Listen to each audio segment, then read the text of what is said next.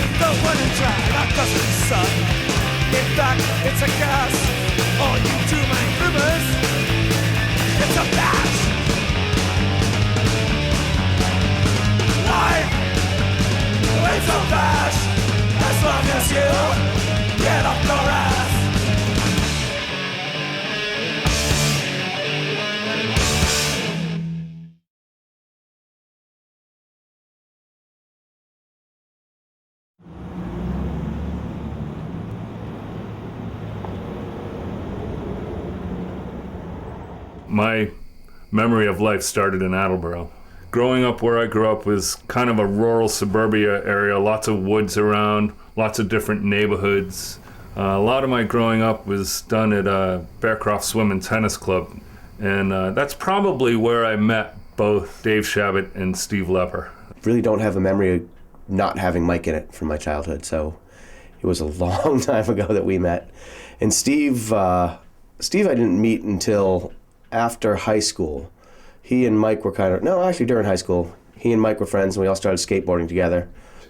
Probably when we were like 15, 16, we had a class together in photography at Attleboro High, and the photography class, you know, our projects were like taking shots of each other skating. I had gone to Attleboro's little sporting goods shop, I think it's Ryan and Sons Gob Shop, and I got my first wooden skateboard with the clay wheels. You know, it was just been crazy, skateboarding ever since. And we were pretty much the only skateboarders in town. It wasn't like it was now where everybody has a skateboard. We were kind of looked at as freaks because we were skating.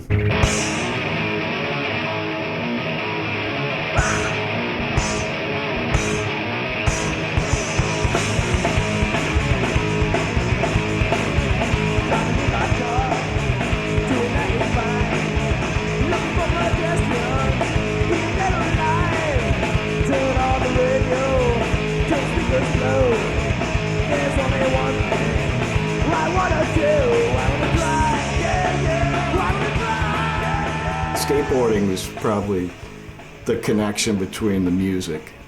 You know, in high school, I typically listened to the same thing everybody else did. Led Zeppelin and Kiss, and then Southern rock in the 70s. And then somehow, slowly in high school, I started getting into punk rock. Yeah, we started going to shows together, like the Providence scene was starting to have, Providence and Newport.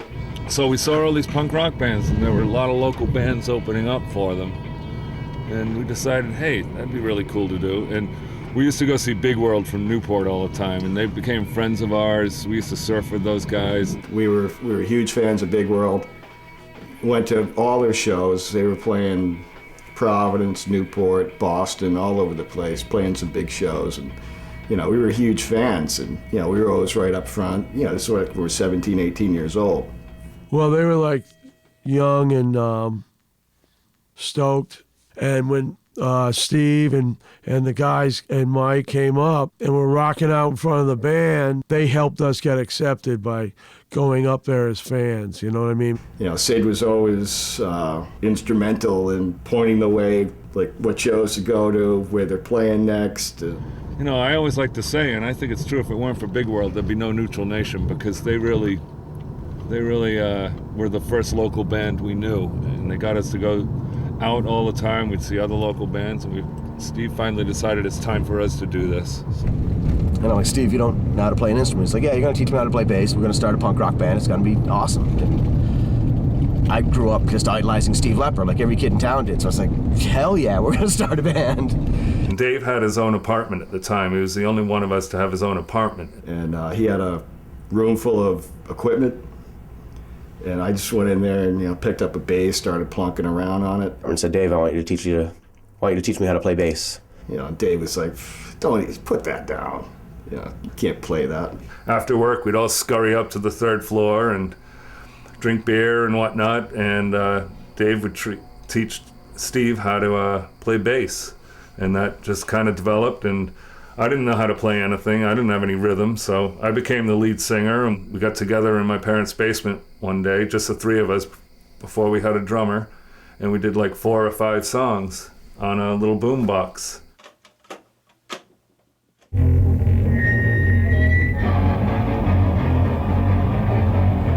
don't like looking good. There's a reason why I should. I don't like dressing it. I think it's a bunch of shit. And we set out to find a drummer, and I worked with a kid at the Pylon Company named Joe Noel, and he said he knew how to play drums, which we found out he really didn't, but he filled the spot for the first few months. They were friends, so it just seemed like a good fit, because we were just having fun in the beginning. We weren't starting a band for any reason except just to have fun. We went through a few names, came up, original or early name was Homefront, because we were practicing in all our homes in our hometown, Attleboro. Steve had been reading a book about Native Americans and saw the name Neutral Nation. Yeah, I just was looking through the index and boom, boom, boom, boom, and I said, oh, Neutral Nation, that sounds interesting. And I looked it up, and it was a band of Iroquois during the French and Indian War that refused to fight for the French or the British. Yeah, they were the Neutral Nation. Well, I feel that we weren't trying to be political. There were a lot of political punk rock bands out there, and I had no idea about politics. All I wanted to do was drink beer and have fun. So being neutral, not singing about politics and all that. So the Neutral Nation thing worked for me. Dave's next door neighbor was a freshman at Wheaton College, and she knew he had a band. She called him out of the blue and said, I heard you have a band and we're looking for somebody to play the campus bar. And right when we get there, Pam said, okay, we're going to pay you 2 cases of beer. But we're not allowed to have beer, so you have to drink them before the show. 4 guys drunk that don't know how to play their instruments, playing punk rock in this preppy all-women's college. Mike was somewhat outgoing, but we had no idea what he was going to be like on stage. I didn't know if I was just going to stand there, but they hit the chord and I dove off the stage, landed on the table, knocked over all the drinks, and within 5 songs the campus police were there and they shut us off. So I'd say it's a pretty good success. It was loud, obnoxious. This is the way we wanted it to go.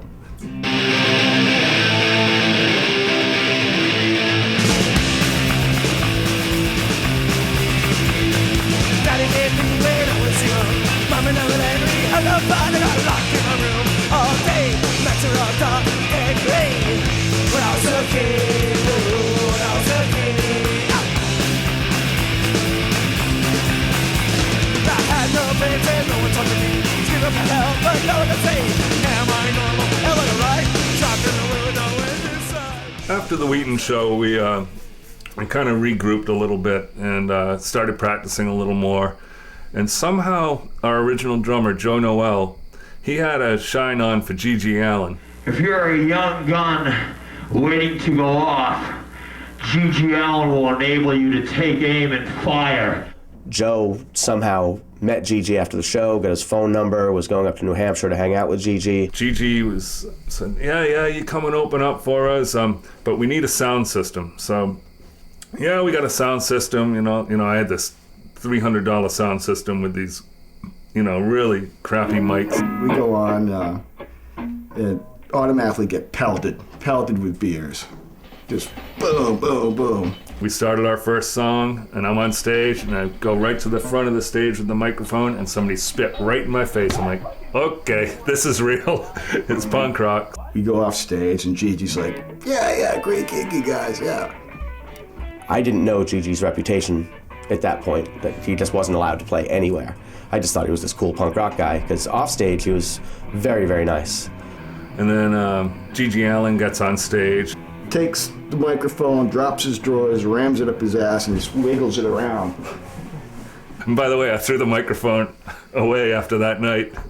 Gigi played 2 songs, the SWAT team came in. Full-on riot, just punch-outs. The whole stage is like waving. Yeah, that was our second gig.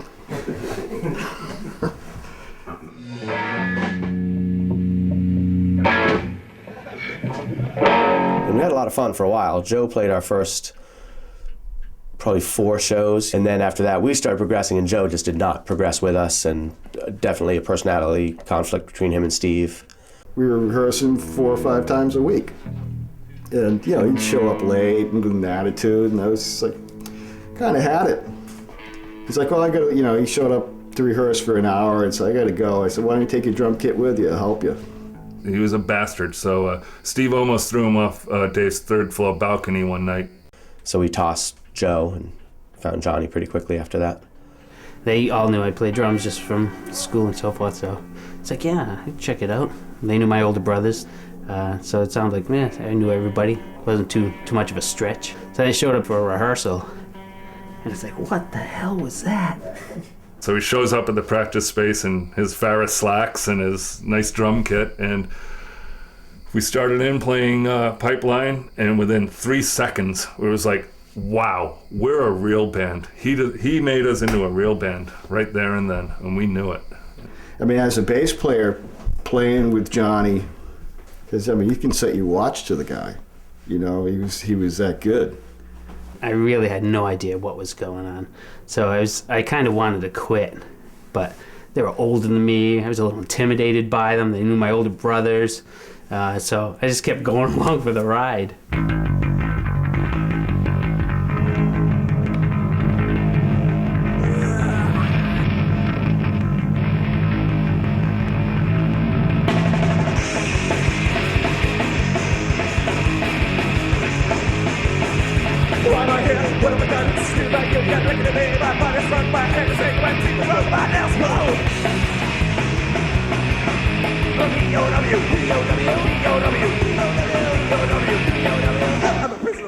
A few weeks later, we opened up for Flipper at the living room with Johnny to a sold-out show, and Johnny got treated to some nice backstage antics by Flipper. So, you know.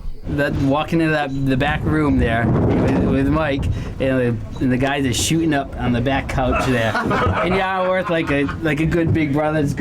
Nothing to see here. Johnny, maybe you should come over here. Look at the pretty graffiti on the wall. That first gig, yeah, the playing part I don't remember. It's just a scene. It's like all that visual stimulation of people dressed different. You know, the aggressive dancing, the volume. We were kind of his big brothers, and we wanted to protect him. Plus, we didn't want to scare him and have him quit the band because he was so damn good.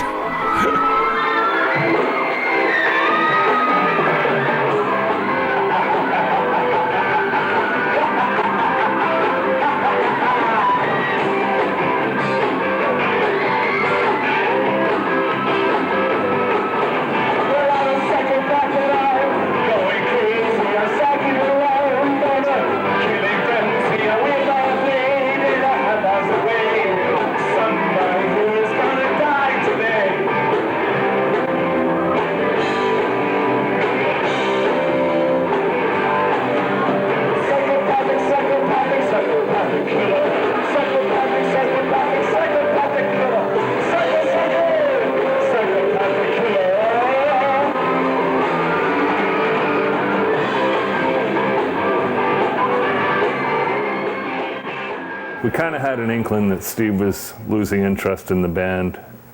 I was in the band for 2 years, and, you know, it was time to go. He was into the hardcore, as we were, but he started getting more and more into the blues. You know, I kind of wanted to move on and do other things. And Mike and I were starting to really like playing for bigger and bigger crowds and getting different shows. I wanted to go back out to Hawaii. I was living in Hawaii before I was in the band, and I wanted to go back out there and, you know, go surf and be out in the tropics. We had to make a decision at that point. We were going to keep playing, or were we done? Yeah. And I think pretty much right away, Mike and I were living with each other at the time. We looked at each other and said, we got to keep going. Let's see what we can do.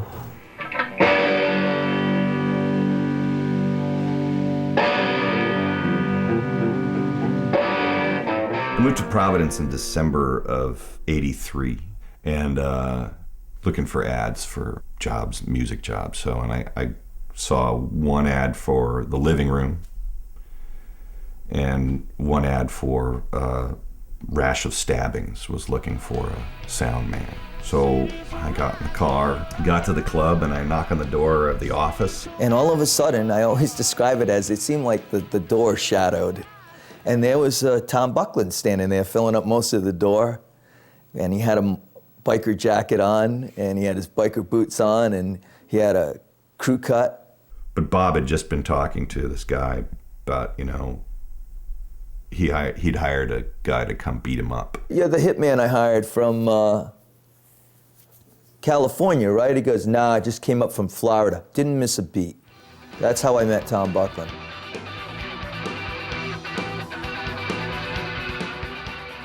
I was at the living room. I had a few drinks and was getting a little melancholy and sad that Steve was gone. And I went out on the patio, and just out of nowhere, I'd never met Tom Buckland, but this big guy's walking through. I'm like, hey, do you know where we can get a bass player? And I just said, well, yeah, I play bass. And they were waiting for a list, and I just volunteered myself. And he showed up and knew a couple of our songs and had his own songs written, and he was funny. So he was in instantly. We never tried out another bass player. He was it. Yep, he was it from the first shot. And he was gung-ho, too. Yeah, he was. He was really gung-ho. So when Tom came in, it was a new approach to the music. I taught them a couple songs that I had written. Dodge City, I think, was the first one we learned.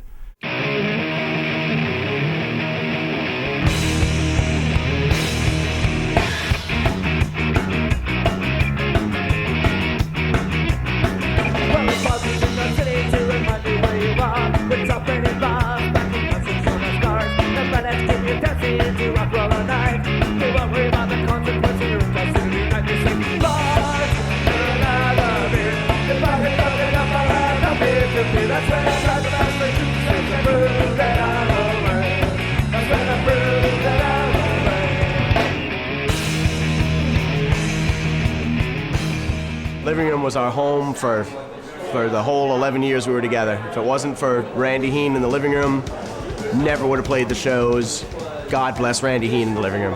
I don't know if there were any other clubs in Providence. As far as I knew, as far as my worldview was of Providence, there was only the living room. I was partners with my brother Randy. Randy was the creative source of the living room. Randy booked all the bands, the relationship with all the booking agents. I ran the business. And we were perfect partners. We were bookend partners. What he was good at, I didn't have to worry about. What I was good at, he didn't have to worry about. Randy, for one, he actually cared about the bands that played there. He wasn't just a club owner. And a place like the living room wasn't so much a club, but almost like a community center. I mean, Randy and his brother Brian, they put their money where their mouth is to help bands out like Neutral Nation and the Probers and great bands like that. That was the energy more than any other place. And if you had a band like the Skulls or Neutral Nation or Rash of Stabbings with Carl Otter or whatever, that was the place you wanted to play. Everybody came out to the club. Didn't matter what band was playing, what style or whatever. The crowds were always completely mixed, it seemed, because it was just a place to come out and hang out. And you were pretty well sure that there was going to be a good band playing of some sort. So we did something every Thursday night where we had 4 or 5 bands lined up, and 3 of them would play together. So they became friends, so they supported each other's music. Before you knew it, we had a little local music scene going. When people started realizing that there was a venue where they could play original music, and from 2 bands, it went to 20 to 200 or more. And Neutral Nation was a band that fit in on both sides of the fence, whether it was the new music back, that's what it's called in those days, whether it was new wave or new music, and the rock bands. So they fit in with everybody. They were there every night, they were playing. When they played the place, it would just absolutely rock the place. They became great friends of our family. And without further ado, I'd like to introduce to you Neutral Nation. Hey, the other day I got asked what I wanted for Christmas, and it has a lot to do with what we're going to continue to try and do with benefits like this. And this is what I told the newspaper. Get the bum out. This one's called, it's a sweet little love song. It's called Beat on Your Lover.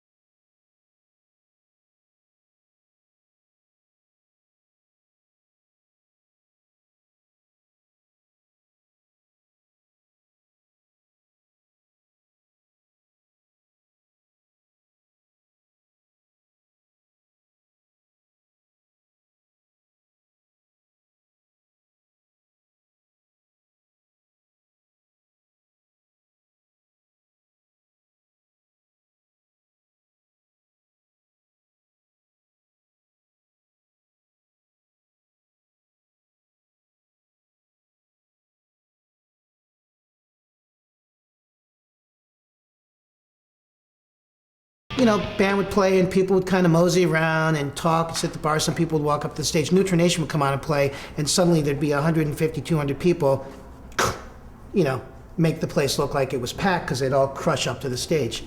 You know, people would come to the clubs and they'd pay $5, $8 to go see, you know, local bands play.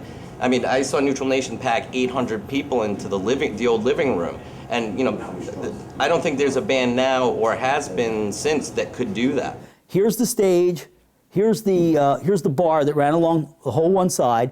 Over here was the weird bubble-shaped window. This is where I would usually stand. So here's Neutral Nation, here's me, because I like them. I like to see their show. I'd be right close. And then way in the back, for a reason I could never figure out, was this is where the dressing rooms were.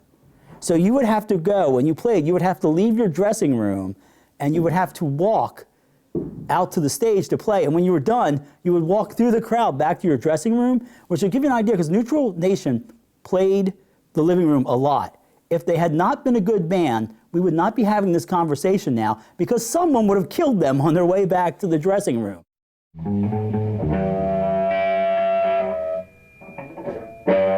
We didn't know what we were doing. We thought bookings was what you do as a band. We never thought of labels. We never thought of looking at recording. All we were doing was where can we get a place to play, and can we get free beer. T-Buck was the one who came up with the idea to do a recording. I mean, we did a couple 4-track studio things, but he says, let's put out a record. And that was pretty instant too. Wow, all right, how do we do that? And so we played some gigs and we sold t-shirts and we sold everything, you know, stickers and anything we could to raise the money up for it, and put some of our own money into it, and recorded 6 songs. 6 songs on 7 inches. Let's get to reality, guys. How did you make this record? How does a band starting from Attleboro, Massachusetts, how do they make a record? How does one just go out and do that? Is there a lot of work? First you write songs, then you work a long time getting good. You wrote all these songs yourself, right? Yeah. How many songs were on this record? 6. 6 songs. 6 long songs. On 7 How do they do that on such, what is that, 6 on 7? Well, 6 songs on 7 inches. We were nervous when we first went in the studio to make that. Yeah. Life's So Short broke us free on that, because Life's So Short wasn't supposed to be on the record. And if you listen to the record, you can hear at the end of Life's So Short, the actual tape runs out. It goes, ends abruptly. That's all we had paid for, was that one reel of tape. We just paid for that reel of tape. We ad-libbed, like I ad-libbed that, the Preacher's thing on the beginning of TV Salvation. And this is where Tom's acting skills came in. And I'll never forget, we were going to try to get one on a recording, and I said, no, you know, we said, Tom can do this.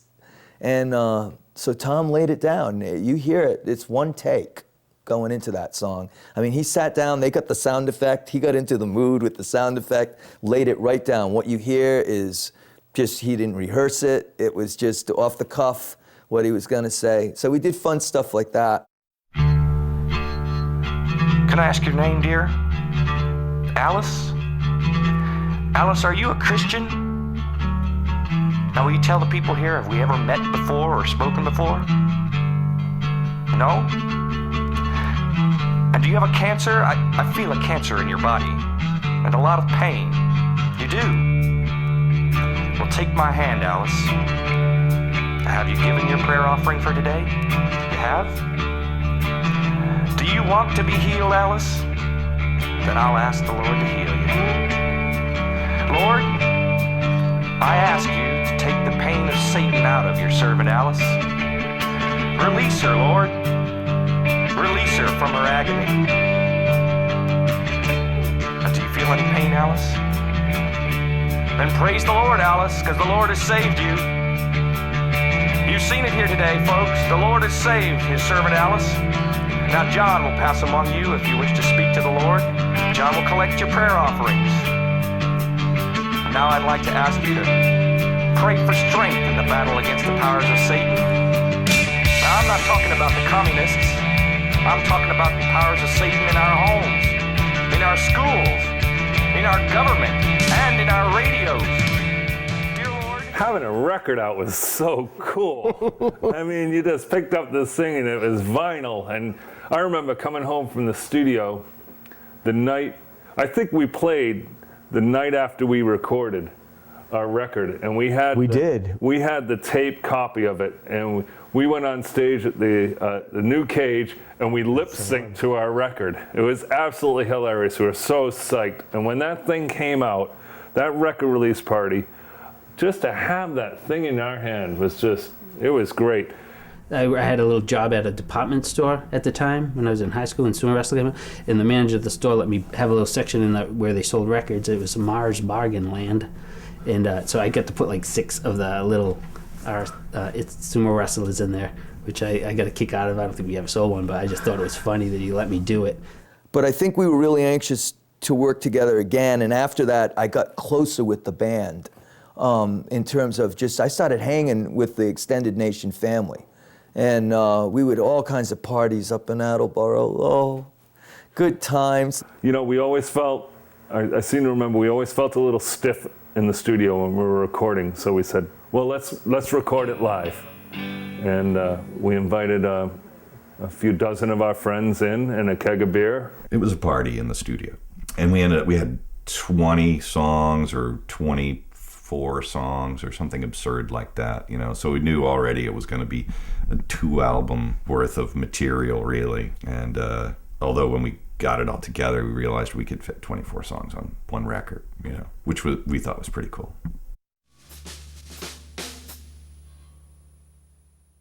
And we played the basic tracks live.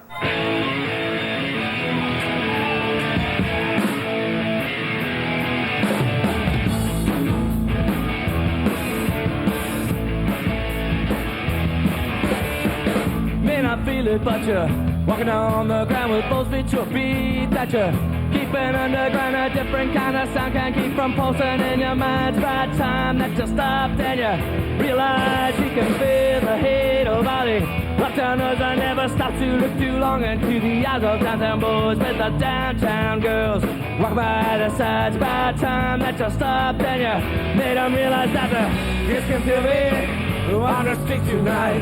Kids can feel the beat on the street. Kids can feel it on the street tonight.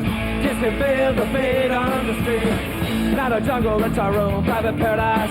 Private kind of parents had to keep up on the powers that be. That light to anyone and everyone who didn't have the strength to stand on his own. That's to do the bonus thing out on the wire, by the way out on the street. I'm so getting tired of beating hearts and crying eyes. And anyone who doesn't realize that kids can feel it on the street tonight. Kids can feel the beat on the street. Kids can feel it on the street tonight. Kids can feel the beat on the street. Man, I feel it, but you're walking on the ground. Both feet to a beat that you're keeping underground. A different kind of song can keep them pulsing in your mind. By the time that you start, then you realize you can feel the hate about it. Uptowners that never stop to look too long and see the arrows down the board with the downtown girls. Walk by the side. By the time that you start, then you don't realize that kids can feel it on the street tonight. Kids can feel the beat on the street. Kids can feel it on the street tonight. Kids can feel the beat on the street. Can I juggle our own private paradise? Private kind of parents try to keep them on the path that beat. I like it when they want it, never want it, and not a day to day, not a day that to the bonus thing. I don't know why, but I win on the street. I'm so getting tired of it, I'm on crying out, dying, and I'm trying to realize, gotta realize. Get the believe on the street tonight. Get the feel the beat on the street. Get the believe on the street tonight. Get the feel the beat on the street. Get the believe on the street tonight. Get the feel the beat on the street. Get the believe on the street tonight.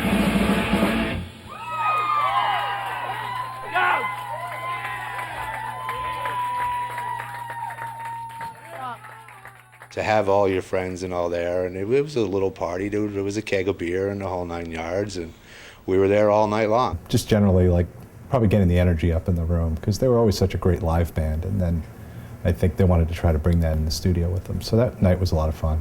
Roll it. Hi, oh Bob.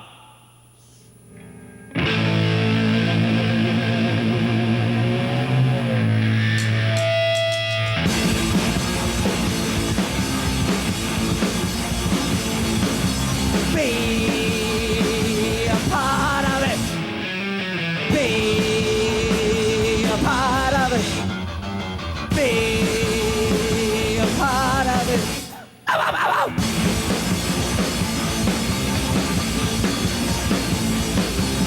Be a part of it.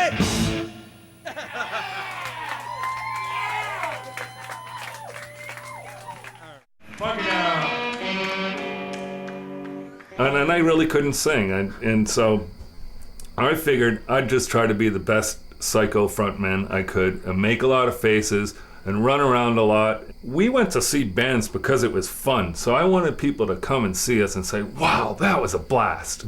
He was an absolute animal on stage, wheeling around, knocking monitors off. Ridiculously happy, energetic and positive, and in an almost nauseating way. But you know, you couldn't help but get drawn into it just because it was constant energy. That's what I wanted people to do, and just have fun and just get into it and draw the people to the stage and just throw that microphone out there, have people learn the words and yell back. They started playing, and I could see how much fun they were having, which really resonated with me, and I was just thrilled. It was always just to have fun and a good time and bring people together. That was always a goal of the band and everybody that's around them. It wasn't the same thing that we were banging out like some other punk rock bands were doing. We switched gears like that from something a little more straight ahead punk to that fun beat, I think we used to call it. And so they started taking, you know, well, let's take some ska and put it in this song, or let's take some funk and put it into this song. Rusty first game, got broken shingles, a leak in the roof, drip in the kitchen, no hot water, can't take no shower. Come on, man, my luck's all busted. Love it, have it. I'm a tenant. Love it, have it. It's my home. Love it, have it. It's my landlord. What really made Neutral Nation stand out above the pack at the time was the quality of their songwriting. They really knew how to put a song together. A lot of times I knew the backstory about songs. You know, one time when I had just started dating Mike, I told him how my friends and I had gone to Horseneck Beach, and people next to us were just playing the most horrible music on the radio, you know, and then next thing I know, there's the song Bad Music Beach. I go to the beach, I have fun in the sun, but the same thing happens every time. Just as I'm relaxing and entertaining, good, somebody's blasting the Bee Gees, I gotta move. Oh no, it's bad music, bitch. Oh no, it's bad music, bitch. Oh no, it's bad music, bitch. Oh no, it's bad music, bitch. I always kind of considered myself an outsider that just got to play along, because I didn't have any crazy get up. I didn't dress that punk rock. You know, I just had a mullet like everyone else. I remember Johnny getting more and more frustrated, especially with he was frustrated, I don't think with the band in as much as the people coming to see. He didn't like the way the scene was going. We were getting a little more aggressive in our music, along with the audience was getting a little more aggressive in the music. So we took this break to write new material, and the stuff that was coming out wasn't like the low-rent housing. It wasn't like the funny, funkier stuff. It was coming out more like the driving, aggressive music that I was getting less and less attached to. We'd been playing together. We were tight. It was strong. We'd been playing a lot live, and you start to feed off of what the audience is reacting to. I think a lot of things happened with Johnny, but mostly I think it just played out for him. He had done what he could with it, and he was done. Because I didn't feel like I had anything to contribute to the direction it was going in. you know, it just felt like, oh no, I just was bummed out. It's like, oh no, it's going like this? I thought it was gonna go like that. It's like, oh no. I just didn't have my heart in it.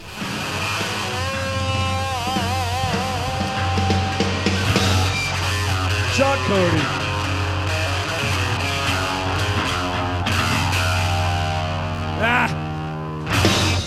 John Cody. See you next time.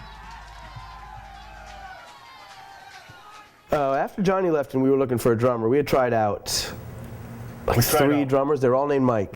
All of them were named Mike. All through the process, we had played with a kind of a joke band that Stumpy was in, the Friendly Dragons. Yep. And they came in as a British rock band, and they had guys with headsets on, security and stage crew. I mean, they had the whole thing going on. We met them on stage, basically at the living room, opening for them in character as the Friendly Dragons, where we were dressed in wigs and makeup, basically. I knew who Stumpy was from that. I think that's where the Stumpy came from. He actually came to see us one night before Johnny left, and we were playing at URI, and we may have drank too much that night.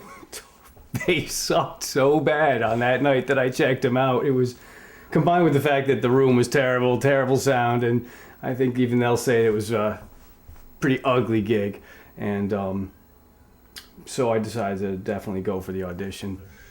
He came down for a tryout, and like within 10 seconds, it's like, all right, you want to be in the band? You know, there was just no question right away. And he was a different style than John. He was a straight-ahead rock drummer at the time. He was Neil Peart and that guy from Zeppelin. He's clearly, like, hands down the best drummer going, and he can play anything. And over the years that I've known him, whether it's been reggae or ska or blues or funk, whatever the medium, whatever the music, he's the best. Stumpy and I like clicked pretty good. We locked in really tight together pretty quickly. I'd like to introduce you to Stumpy. This is the stumpification of Neutral Nation. Right here. We've been stumpified.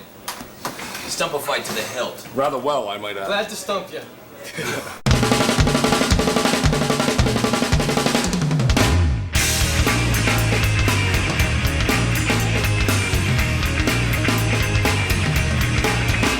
An idea, maybe you call it an ocean. I get my fuel from the ocean, absolutely free. You know the oil, deposit it in the ocean, like some number 15 lotion you put on while you swim.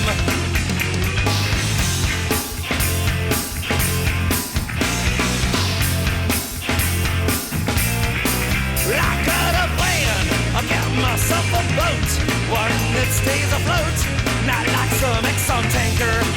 I am the pilot because I do not drink.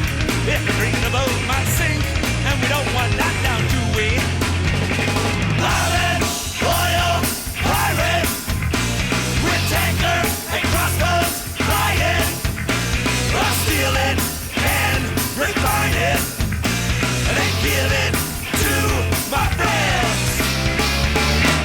What really made Neutral Nation was that there was this complete lack of pretension. Rock and roll! And they looked like us. They said they made it look like anybody in the audience could just go out and put together a band. It was really important as a teenager to see them so many times and enjoy it so much. And in high school, I always really wanted to be in a band of my own. And I guess in a way, maybe it made the notion of being in a band seem not insurmountable. It seemed like something that I could actually do. They had a great stage presence. They were always super energetic. They were always like, you could tell that they were having a fantastic time on the stage, and they really had a connection with all of their fans and the crowd. So it was a beautiful experience whenever I saw them. And, you know, fans were into it, and they had this fan base of just like, I remember just like these young, you know, exuberant boys that were just like into them big time, like they were the circle jerks, you know, and they were to them for sure. Yeah, this is what punk was like in the 80s. Like, it was fun, the singer has charisma, they have a lot of energy, they're kind of goofing around, you can tell they're having a good time, it's not really like attitude, You know, it's not like the 90s punk where it was, you know, everybody was shoegazers or turning their back on the audience or just screaming and all angry and whatever. It's just like, I think it's a band that has a really good time, and it shows that they have a good time. And, you know, if you're watching them, you're having a good time. My actual most fun moment, it would have to be my first stage dive at a Neutral Nation concert, because there weren't many 10-year-olds doing that. I actually crowd surfed at Club Babyhead when I was 10 years old, and looking back on it, I don't know how I survived. How many times did you see them play? I think by the time I graduated high school in '86, upwards of, I'd say 400. 400 shows? It was in the hundreds. I've seen these guys starting in probably 87, 88, opening for the Dead Milkmen, and been to as many shows as I've been able to see since. Today I actually made a list to show the band of like all the shows I've been to for them.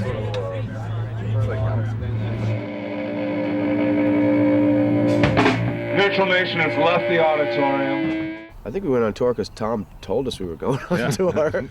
Because the West Coast is there, so we had to conquer it. We had to go. I have no idea why. I don't know why we did it. We just because we had to go because we talked about it and talked about it and talked about it. Yeah, we got a tour. We should go on a tour. We should tour. And then finally it was just like, all right, let's do it. We all had jobs and we all had relationships, and leaving those things for any length of time was always kind of a pain. And until we finally just said, look, we got to do this. We let's just do it. We'll set up a vacation time and we'll get it all straightened out and we'll just go. We did it, did it in the van, the four of us and Derek and his blanket. I had never really ever been out of Rhode Island before I went and did that with those guys. So, and certainly, I had never been on any kind of long car trip. So, that aspect alone of being, basically caged with four other people for however long we were gone, 3 weeks or something. It was certainly interesting. He was our road guy, supposed to be fifth driver, and we realized that the fifth driving position wasn't going to work out because I don't think he could drive faster than 40. One particular thing I remember about one leg that Derek drove, I woke up and I had a searing headache. It was like, and it was foggy out, and Derek's driving, and the driver got to pick the music, and he put on Sonic Youth. With that, I'm like, That's what I remember about Derek driving. Because we had it pretty much planned out. We had to drive from Providence to San Diego, and we had to be driving 75 whenever there was a 65 speed limit, but we had it planned out. So if we drove 10 miles an hour faster than the speed limit for most of the time, we'd get there in time and that kind of thing. I think we were the ones that were responsible for budget not giving you unlimited mileage now. Because I know when we returned the van and the guy went to check the mileage, he just came back anyway. He went, I better go check that mileage again. I think I got that wrong. And I said, why? How much is it? And he says here you drove 10,000 miles. I went, yeah, that sounds about right. We had a really good time. There was probably times where we all couldn't really stand T-Buck, but everybody knows that. I'm the uptight guy in the band. I'm the sort of business guy, so I could get caught up in schedules not being right. We played with the Descendants and all in San Diego, and we had all our merchandise sold out that night. it was crazy. Yep. We got 2 encores, and we played Berkeley, and we had Neurosis at Gilman Street. Opening slot. We had an encore there. It was just nuts. We were just really high about that. And they drew a lot of people in, 3,000 miles from home, and they'd come close to packing rooms full of punk rockers, and that says a lot when you're that far from home. Somebody missed a catch. There was a record label out there that would have had no headaches. This band loved to travel together. That 30-day stretch or so on that tour was it was pretty much 24/7 euphoria.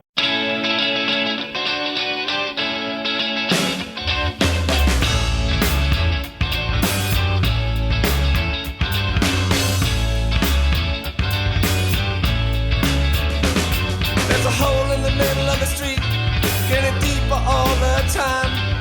The world has nothing to do with it, only you can make the climb.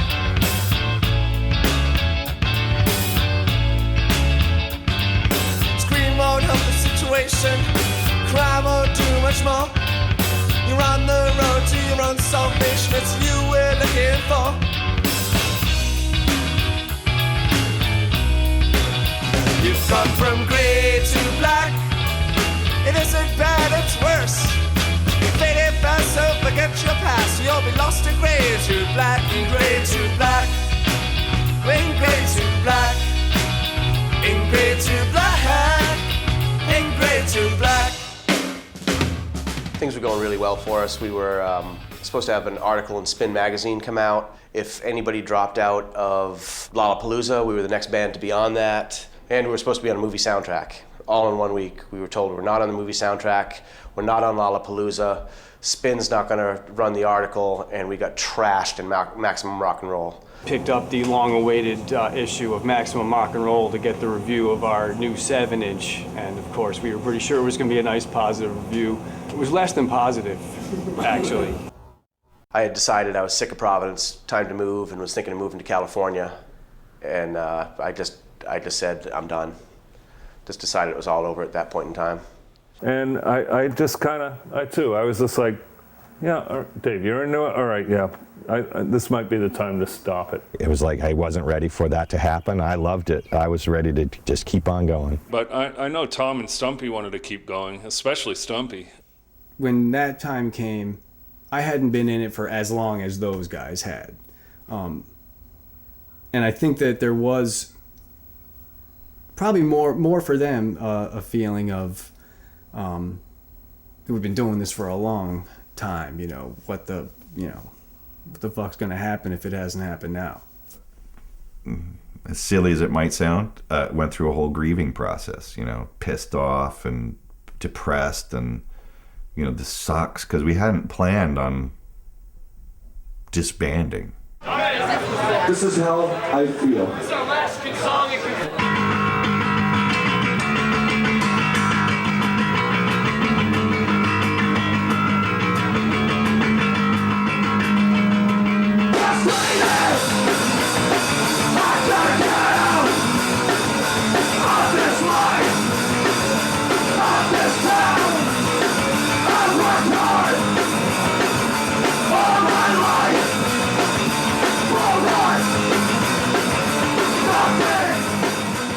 You guys were coming at a little different spot for me because you've been doing it longer. So for me, I was still like, yeah, let's go. Let's go. What the fuck are you doing? Stopping right now. Packed clubs. Come on. Yeah. Somewhere in there, suddenly Dave's plans change. Oh, well, I'm not moving to California after all. I'm just moving to South County. And then it was like, but we had already scheduled a final show. So it was like, well, it's, I can't go through the drama of this, so it's a final show. For just a band like Neutral Nation to call it quits was I don't want to say emotionally devastating, but for a young punk rock kid at the time, it was devastating. Talk about stuff your tits, not hips. Dave, Shabbo.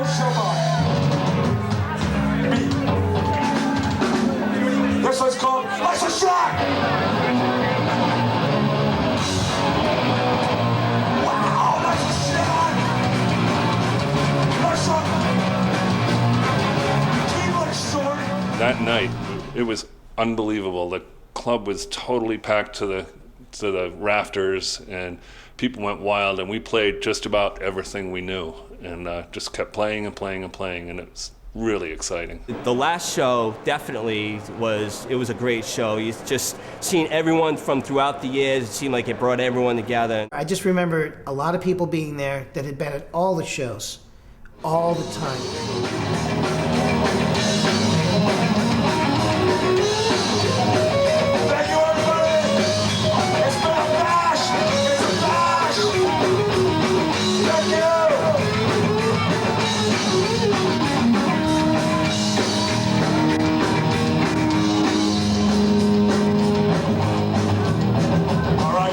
This was the first song we ever played, so it's gotta be the last song we ever played. I definitely thought that was the last time I was going to play with these guys, and yeah, by the end of the show, it was very emotional. Yeah, pretty weird. I'd like to thank the Journal, the New Paper, the Nice Paper, all the clubs, all the people. You're all right. Wait a second. You're all great. You can't have it back. How do you say goodbye to the ones you love? That could be.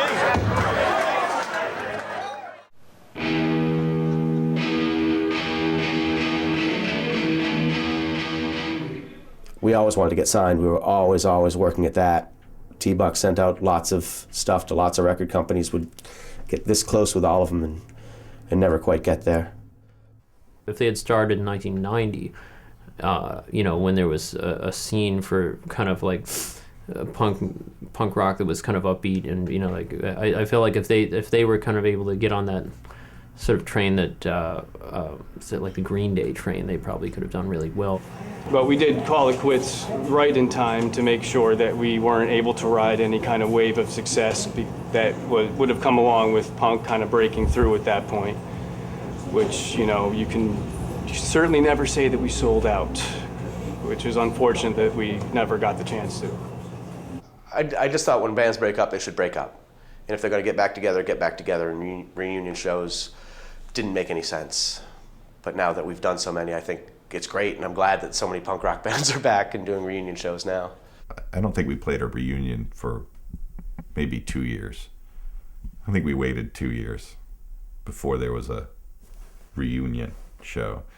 There was no hard feelings when the band stopped playing. I won't even say broke up, because we didn't really break up. We just stopped playing. And I knew we'd get together and play again. And again. And again. And again. And again. And they keep coming back, which is the best. I've seen more Neutral Nation farewell shows than I've seen the Who farewell shows. They took a little break like everybody else, and then they came back with killer shows. The crowd's super enthusiastic, and that just keeps them going, keeps them going to the next time. And they're not like a nostalgia band. I mean, the music's still as good today as it was back then.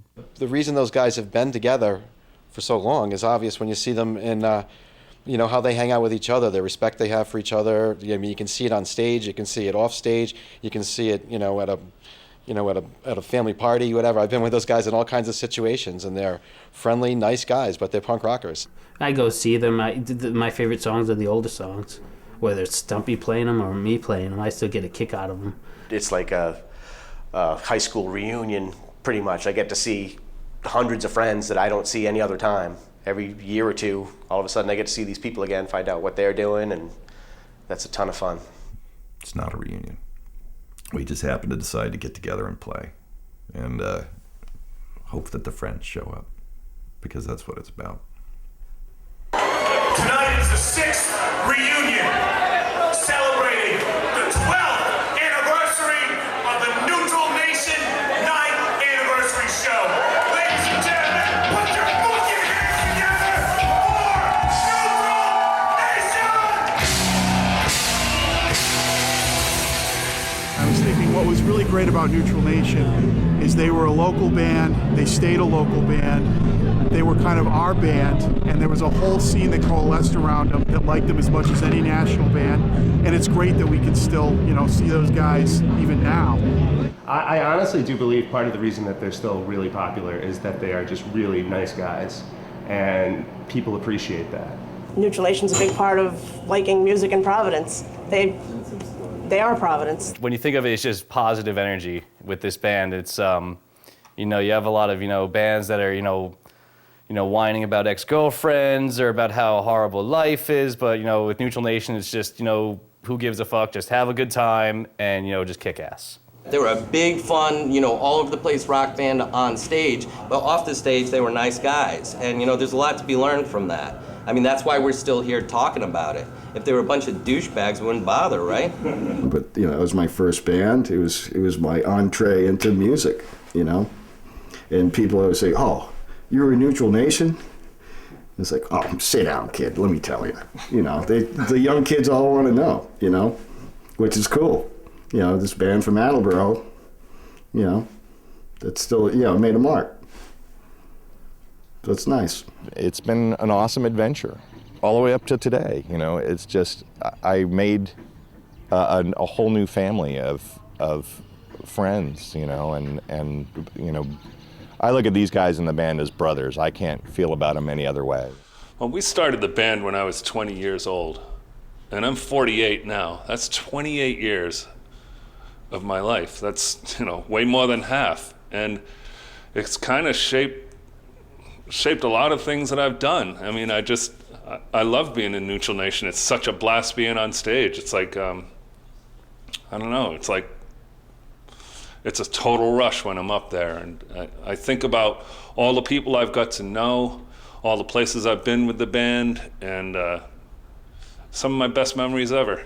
Some friends got together, started a band just for laughs, and now 28 years later we're still playing, and people come to see us, people have their kids come to see us. I could not be more proud of the band.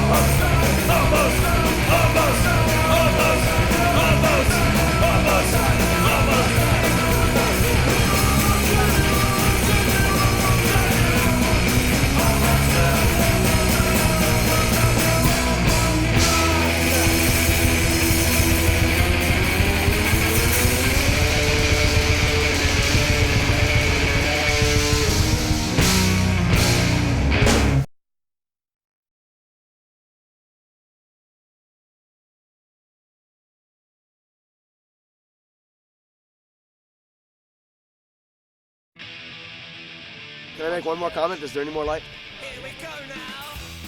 Anybody that's watching this movie and has ever wanted to start a band, go start a band. I think we're living proof that you don't need talent, you don't need anything. Just have some. Yeah, because you've got other people that do. Exactly. Get some people around you that do. No, I'm living proof of that. If you want to start a band, just start a band. Go out and play. It's a blast, and it can be done. It's a lot of fun. We did it with nothing 28 years later. Yeah, we can play a little bit now, but just do it. And if you're not going to start a band, start a band. Yeah, preferably us. No! There goes one.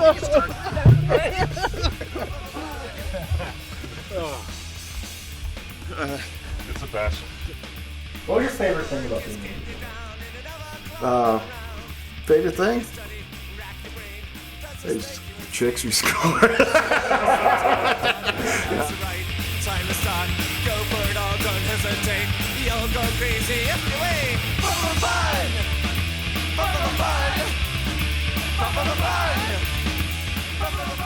We used to practice with the worst beer we could find. It wasn't quality, it was quantity.